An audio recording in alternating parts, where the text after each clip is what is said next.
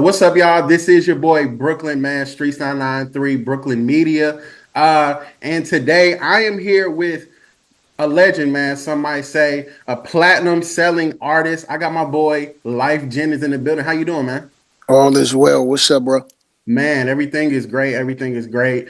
I know, you've been going crazy in the media lately, just with the whole Tiny Desk debacle.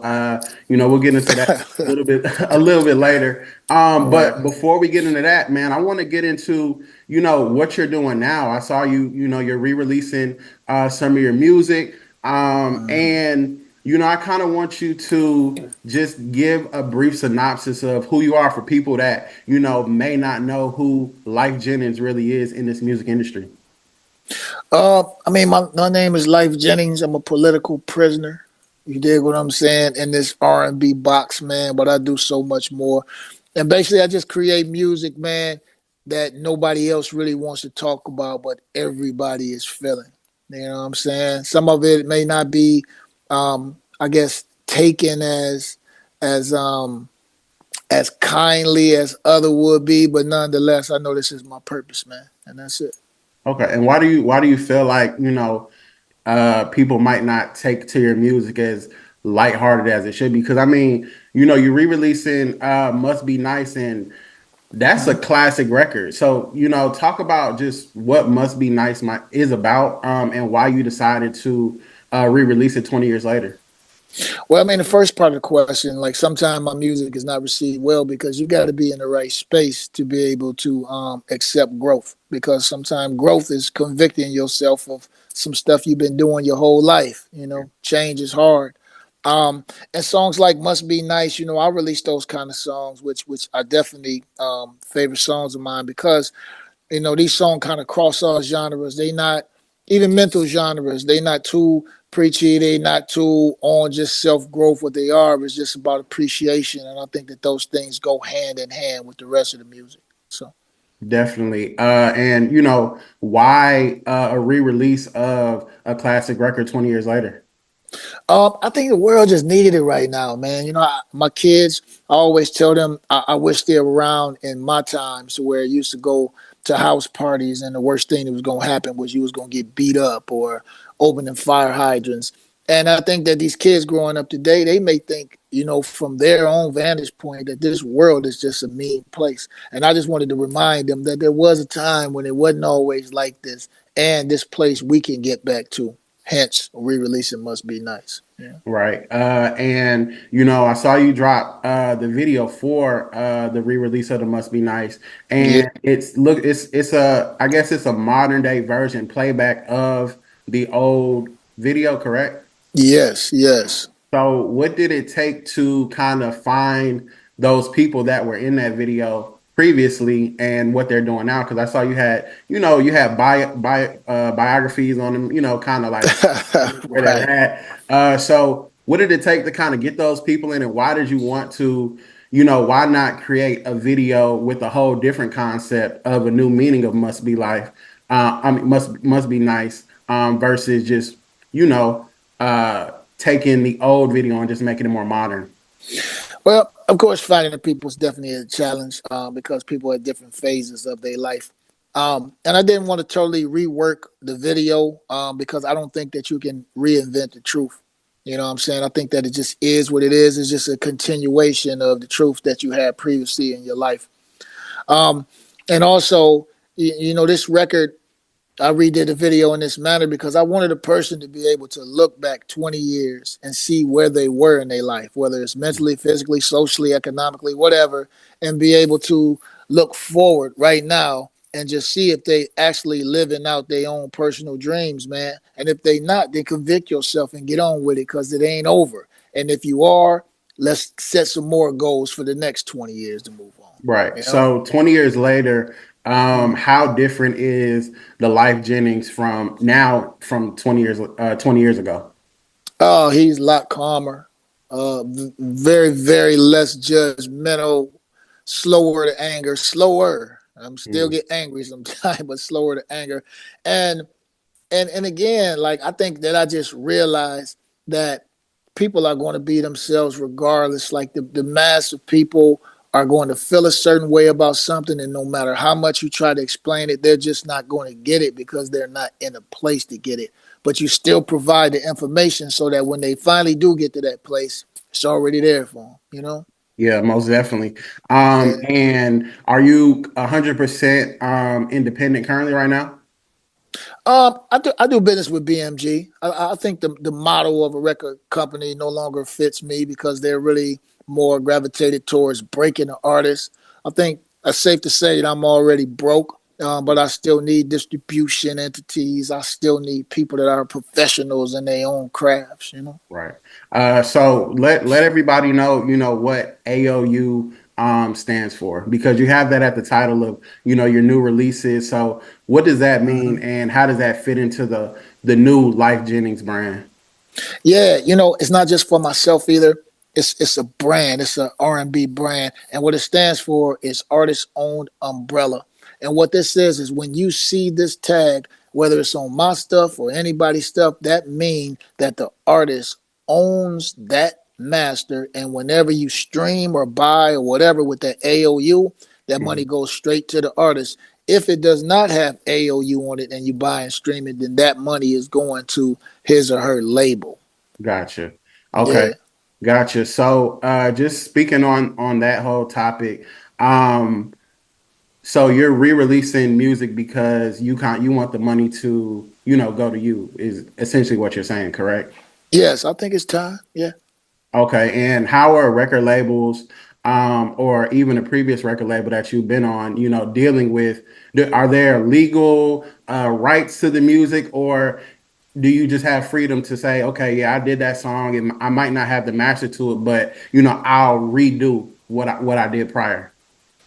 Yeah. So it just depends on each individual contract. For my own particular instance, my contract is so old that they didn't write uh re-record clauses in my contract. So Mhm. after I think it was 5 years, I could re-record it. So that's kind of how my thing worked, man. You know. Gotcha. And was it somebody specific that kind of gave you that game, or was it something that you figured out on your own to say, well, hey, maybe I'm not reaping the benefits of my platinum selling music, so let me re-record my platinum selling music and start drawing my audience that loves Lyfe Jennings over to this AOU concept. I think it was a couple things. I think one of the first things that caught my attention is so many artists who had big hits and they die in poverty or they die of diseases that could have been prevented if they would otherwise had money. Um, and of course, you got Taylor Swift who kind of spearheaded this whole thing. And it was motivating because you know, not only for myself, but when other artists see me using this AOU imprint, they can redo their own thing. And while I want to make it clear that, I'm not mad at the label or anything like that because I needed their support and still appreciate their support in the beginning. But when somebody does you a favor, it's only so much that you still owe them, man. And it runs out. Gotcha. Yeah. And also, do you have any original music coming out? And I also want to know, what is the difference between R&B back then when you were in the game versus R&B now? Because I was talking to an R&B artist the other day, and they were like, don't nobody get on their knees no more. Don't Ain't nobody really singing it. Nobody's grabbing it. You're not grabbing the girl's hair in the crowd. So what do you how do you feel about R&B back then when you were, coming up versus now? And what do you think needs to be corrected? Again, I shy away from saying things need to be corrected. Only thing that I can do is provide the information of what it used to be versus what it is now, and a person have to pull his own understanding, his own want of the actual industry of R&B. But I think what's different for me now is this: R&B used to be about something. You know what I'm saying? And it's not unlike TV shows that used to come out. In these TV shows, they always used to be trying to teach you something. So it wasn't just entertainment; it was edutainment. And R&B used to be edutainment, but now it's really just whoever can say the most shocking thing, whoever can make the most graphic video, um, and they're looking for clickbait. Really, Mm, R&B we didn't have like that IG or nothing like that to give us clickbait. The clickbait was in the message and in the way the person really sang it. Yeah, gotcha. Yeah. And singing live is one of your great talents. Thank you. Nobody can deny that you can sing, and nobody can deny that you actually have hits, right? And I know about a week ago, you made a post on your Instagram about Tiny Desk kind of, not, I guess, paying you that. I don't want to say paying you that respect, but they didn't have you on their platform for whatever reason. And Mm-hmm. they made a statement after that. And I'll kind of read you the statement, and then maybe if you can give your response on that. I know they said that the NPR team curates the Tiny Desk concert lineup using the editorial discretions to ensure that the music, discography, and inclusion showcase an emerging talent as often as well-known artists. The team gets pitched by hundreds of artists, big and small. Being a big celebrity is no guarantee to getting a Tiny Desk, but it doesn't disqualify you either. Often it is about timing in the artist's career and own schedules. So how do you feel about that? And what is your response to that? Well, it sounds like AI wrote it. you know. And look, so with me, when I spoke on that, I spoke on it in passing. I don't have any ill will against Tiny Desk. I just know, how Tiny Desk relayed that to me. And my viewpoint is just this. It's too many entities claiming that they are for the culture. Mhm. But these entities are not really for the culture. These entities are strictly aligned with doing what's best for their platform. And being for the culture and being for your platform is two different things. While I'm not the biggest celebrity, I'm not the smallest celebrity, I may not even be the right celebrity for their platform, but I think that if you say that you are for the cultures, then you have to stand on that. And by standing on that, you have to give credence and acknowledgments to these artists who paved the way for the new artists. So whether or not you are popular now or going to be popular in the future, you have to make exception for a person's contribution to this genre of music that you claim to be a pedestal for. Period. That's it. But Yeah. best of luck to them. Tiny Desk didn't make my career. They can't break my career. We got other so many people have reached out now wanting us to do a live. So y'all will be seeing something, and I think that Tiny Desk will see in the end it might not have been a good decision, the best decision. You know? Okay, definitely. And Yeah.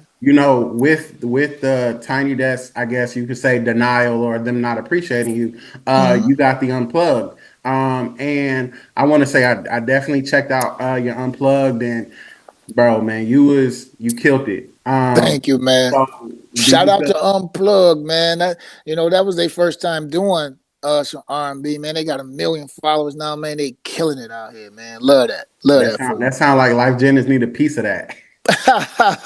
nah, I mean, I just want to contribute to the culture. At this point, it ain't even about a check for me, man. It's just about making sure that our particular culture is recognized. Because if you look at it in other cultures, they hold their artists to a high esteem. I've never heard another culture say stuff like, "Oh, this artist then fell off," or "This artist is not a big enough celebrity." They hold them forever as pioneers of that particular culture. You know. Most definitely, you're definitely one of the pioneers in the R&B world. So again, I can't give you flowers enough, man. Thank you. When you look at R&B artists now, who are some of your favorites to listen to?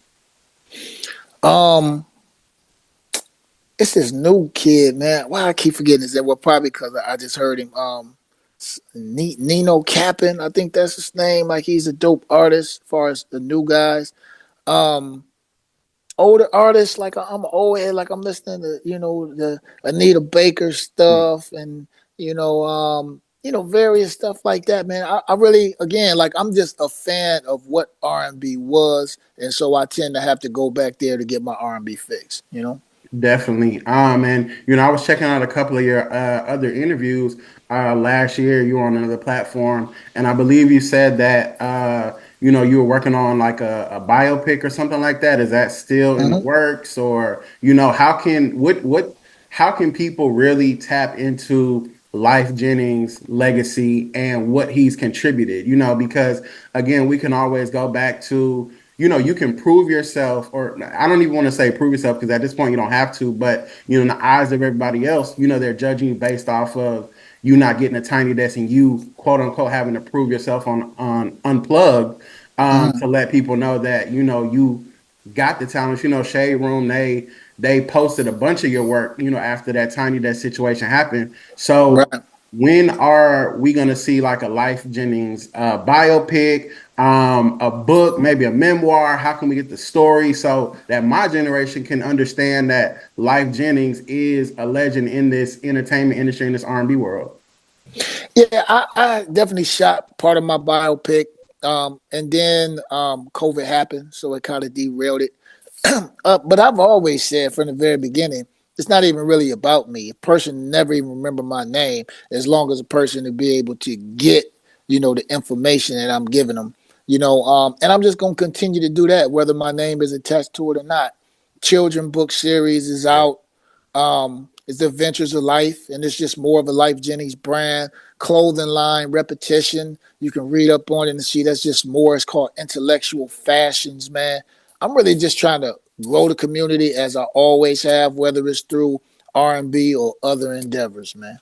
You Most know, definitely, definitely, and that's what's up, man.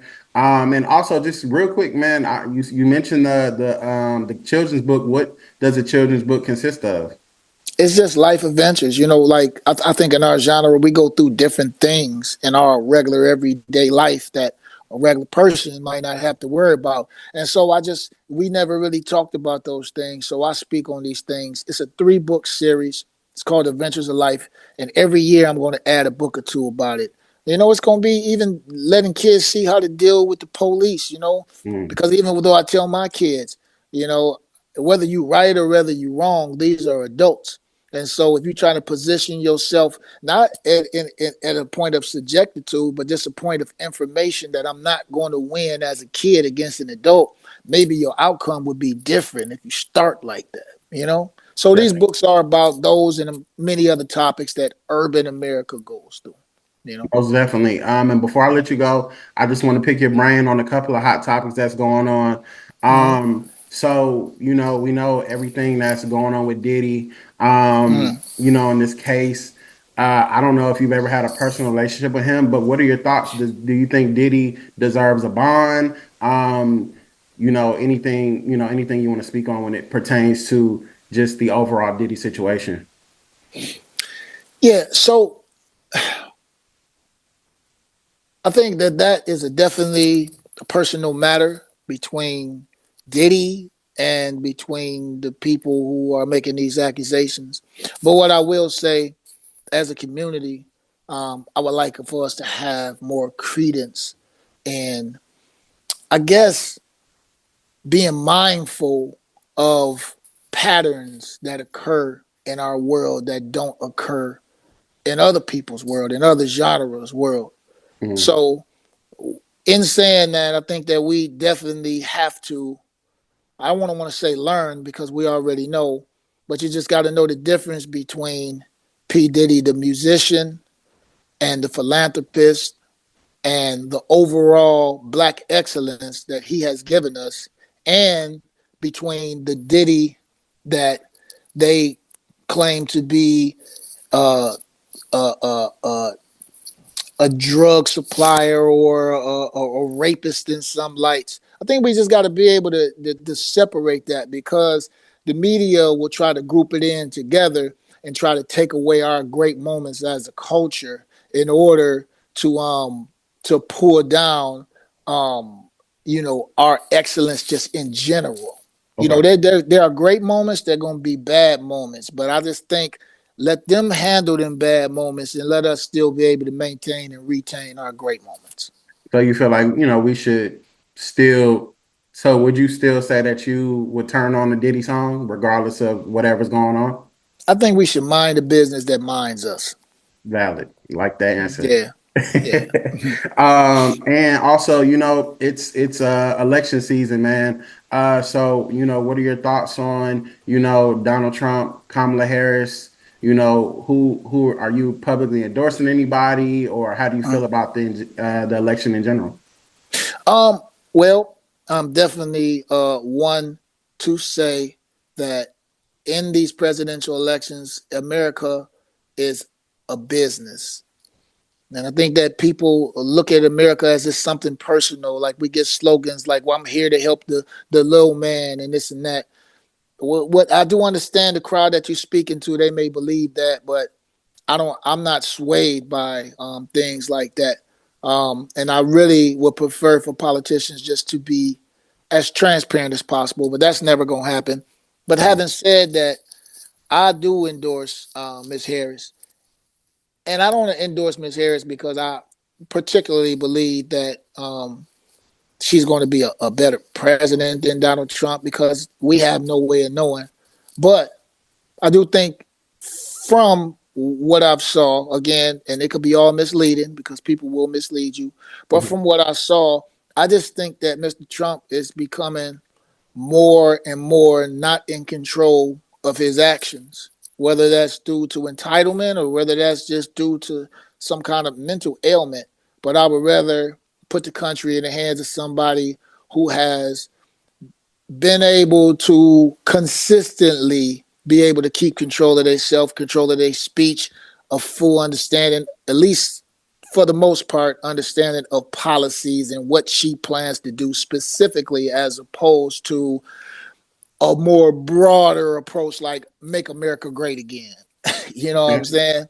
And that's my opinion on that. Okay, 100, man. Yeah. Well, on that note, man, we're gonna end it off, man. Again, I appreciate you for tapping in, man. You didn't have to do it. Again, Uh, you're a legend in the game, man. R&B GOAT, platinum selling artist. I want everybody to yes. make sure that they check out your reimagining of "Must Be Nice." And what other Yes. songs? What other songs are you planning on doing?